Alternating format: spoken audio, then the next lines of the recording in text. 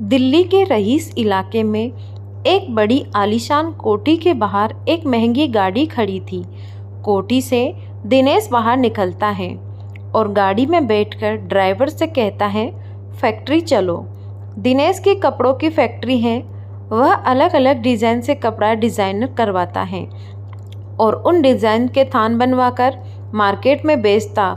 यूँ तो सब ठीक है, पर वैसे तो दिनेश की कंपनी के कई डिज़ाइन प्रचलित हैं, लेकिन उनमें सबसे ज़्यादा जो लोग पसंद करते हैं वह हिंदुस्तान की अलग अलग राज्यों के पारंपरिक डिज़ाइन के प्रिंट हैं। यूँ तो सब ठीक है, पर एक चीज़ उसके मन को हमेशा बेचैन करती है और वह है उसकी कंपनी का पारंपरिक डिज़ाइन, जो एक ब्रांड बन चुका है।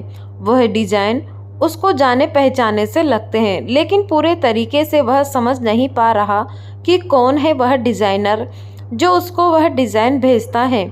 इस डिज़ाइनर ने ना तो कभी अपने नाम का पैसे की बात की। दिनेश यही सोचता कि वह डिज़ाइनर आखिर गुमनाम क्यों है। एक दिन दिनेश ने फैसला किया कि किसी भी तरह पता लगाना होगा कि वह गुमनाम शुभचिंतक डिज़ाइनर कौन है। उसका दिनेश ऑफिस के नौकर को अपने केबिन में बुलाता है और पोस्ट ऑफिस भेजते हुए कहता है, तुम यह पैकेट लेकर जाओ और वहाँ से पता करा कि यह कुरियर कौन भेजता है। उसका नाम, फ़ोन नंबर, पता जो भी मिले लेकर आना। नौकर पोस्ट ऑफिस जाता है तो वहाँ से उसे बहुत कम जानकारी मिल पाती है। कोरियर भेजने वाले का केवल इतना पता मिलता है कि श्रीमती गुप्ता, प्रीत विहार, दिल्ली। वह जानकारी लेकर नौकर दिनेश के पास जाता है। उतना सा पता मिलने पर भी दिनेश चौंक जाता है। वह चुपचाप पता ले लेता है और मैनेजर को ऑफिस संभालने के लिए कहकर प्रीत विहार की तरफ निकल जाता है। बिना किसी पुख्ता पता होने के बावजूद दिनेश एक घर के सामने जाकर रुकता है और दरवाज़ा खटखटाता है। 2 मिनट के बाद दरवाज़ा एक औरत खोलती है। आम सी शकल सूरत और कपड़ों में वह औरत दिनेश को देखकर चौंक जाती है। अंदर जाकर वो उस औरत से पूछता है, बिंदिया, तुम यह सब क्यों कर रही हो? बिंदिया मुस्कुराकर बस इतना कहती है, आपको मेरा नाम याद है? बस इतना काफ़ी है। रही बात मेरे करने की, तो जितना वक्त मेरे पास बचा है मैं आपके लिए, आपकी तरक्की के लिए करती रहूँगी। आने वाले कई महीने का काम भी तैयार करके रख रही हूँ। एक लड़की को यही काम सिखा भी रही हूँ। दिनेश की आंखों में शर्मिंदगी के आंसू आ जाते हैं। वह चुपचाप वहाँ से चला जाता है। उसके बाद 1-2 बार बिंदिया के पास गया भी। उसने इस बारे में किसी से कुछ नहीं बताया, लेकिन उसका ड्राइवर बहुत पुराना था और एक तरीके से वह घर का सदस्य था। उसे अंदेशा हुआ कि साहब का उस दूसरी औरत के साथ कुछ गलत रिश्ता है। उसे दिनेश की पत्नी शोभा और बच्चों की चिंता हुई। एक दिन मौका देखकर उसने शोभा को दिनेश और बिंदिया के बारे में बता दिया। शोभा को विश्वास नहीं हुआ और ड्राइवर को वहां से जाने के लिए कहती है। बहुत देर तक परेशान रहने के बाद वह सोचती है कि सच क्या है, दिनेश से ही पूछा जाए। वह दिनेश का ऑफिस से आने का इंतज़ार करती है। शाम को जब दिनेश आता है तो शोभा खाना लगाती है और रोज़ की तरह दोनों साथ में खाना खाते हैं। जब नौकर चला जाता है तब शोभा धीरे सीधे सीधे पूछती है, बिंदिया कौन है? बिंदिया का नाम सुनते ही दिनेश शक पका जाता है, लेकिन उसके चेहरे पर झूठ की घबराहट नहीं होती। दिनेश शोभा को बताता है कि बिंदिया उसकी पहली पत्नी है, जिसे उसने तलाक दे दिया था। शोभा को याद आता है कि दिनेश ने शादी से पहले ही उसे अपनी पत्नी और तलाक के बारे में बताया था, लेकिन उसे समझ नहीं आता कि फिर से वह बिंदिया से क्यों मिलने लगा है। वह पूछती है, तुमने तो मुझे तलाक का कारण तुम्हारी नापसंद बताया था, तो अब उससे फिर क्यों मिल रहे हो? मैंने तुम्हारी सच्चाई की आदत को पसंद करके ही हाँ करी थी। तो अब यह धोखा क्यों दे रहे हो? दिनेश उसका हाथ पकड़कर कहता है, आज तुम्हें सब सच बताऊंगा।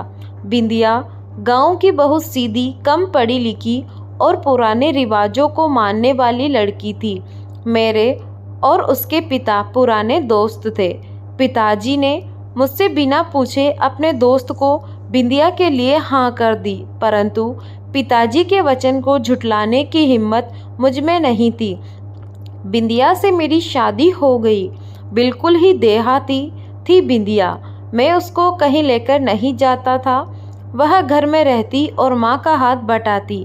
यूं तो हमारे बीच में कोई संबंध नहीं था, लेकिन उसके एक हुनर का मैं कायल था। उसकी हस्तकला की कलाकारी बहुत सुंदर और अनोखे डिज़ाइन बनाती थी। जब मैंने एक बार तारीफ करी तो उसने बिना किसी लालच के सारे डिज़ाइन मुझे दे दिए और कहा कि आप ले जाइए, आपके काम आएंगे। सचमुच उसके डिज़ाइन ने धूम मचा दी और मेरा कारोबार रातों रात तरक्की कर गया। 7 साल पहले तुमसे मुलाकात हुई तो पहली नज़र में मैंने तुमसे शादी करने का मन बना लिया था। माँ पिताजी तो पहले ही चल बसे थे। मैंने बिंदिया से सब सच बताया तो उसने बस इतना पूछा, आप खुश हैं ना उसके साथ? मेरे हाँ कहने पर बिंदिया ने बिना सोचे तलाक के कागज़ पर हस्ताक्षर कर दिए। हम दोनों की शादी हो गई।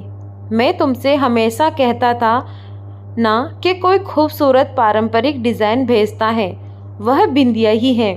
उसने कहा था, मैं तलाक नहीं जानती, आपको पति माना है और हमेशा आपकी पत्नी ही रहूँगी। मेरी मांग में आपका ही सिंदूर लगेगा। जब मैं उससे मिलने गया था तब पता चला कि वह अपने पिताजी की जायदाद से जीवन चला रही हैं और मेरे लिए मेहनत करती हैं। वह आज भी खुद को मेरी पत्नी मानती है। वह मरने वाली है। सांस की बीमारी के चलते उसके पास अब कुछ ही दिन बाकी हैं। मैं उसको सिर्फ दवाई देने जाता था। उसने मेरी कंपनी के डिज़ाइन के लिए आगे तक का इंतजाम कर दिया है। कहते हुए दिनेश बहुत शर्मिंदा महसूस कर रहा था। शोभा ने बस इतना कहा, सो जाते हैं, कल सुबह नाश्ता करके चलना है। कहाँ? दिनेश ने पूछा। बिना कोई जवाब दिए शोभा सोने चली गई। अगले दिन नाश्ता करके दोनों घर से निकले। शोभा ने ड्राइवर से कहा, प्रीत विहार चलो। दिनेश सुनकर चौंक गया पर चुप रहा। वहां पहुंचकर दरवाज़ा खुलवाया तो दोनों को देखकर बिंदिया असमंजस में पड़ गई। शोभा ने उसका हाथ पकड़कर सोफे पर बैठाया और कहा, मुझे तुम्हारी बीमारी का पता है। जानती हूँ वक्त बहुत कम है, इसीलिए और कुछ तो नहीं दे सकती, परंतु जो तुम्हारा सबसे बड़ा हक है आज वह तुम्हें देने आई हूँ। यह कहकर शोभा ने पर्स से सिंदूरदानी निकाली और दिनेश के आगे करके बोली, बिंदिया को उसका हक दे दो जो तुम आज तक नहीं दे पाए। दिनेश चुटकी में सिंदूर लेता है और बिंदिया की मांग भर देता है। बिंदिया के चेहरे पर दिल खोलकर मुस्कान आती है और आंखों में आंसू। वह शोभा का हाथ पकड़कर गले लगाती है और आखिरी सांस ले लेती है। अपने आखिरी वक्त में दिनेश के प्यार भरे हाथों से सिंदूर पाकर वह कुछ पा चुकी थी। धन्यवाद दोस्तों।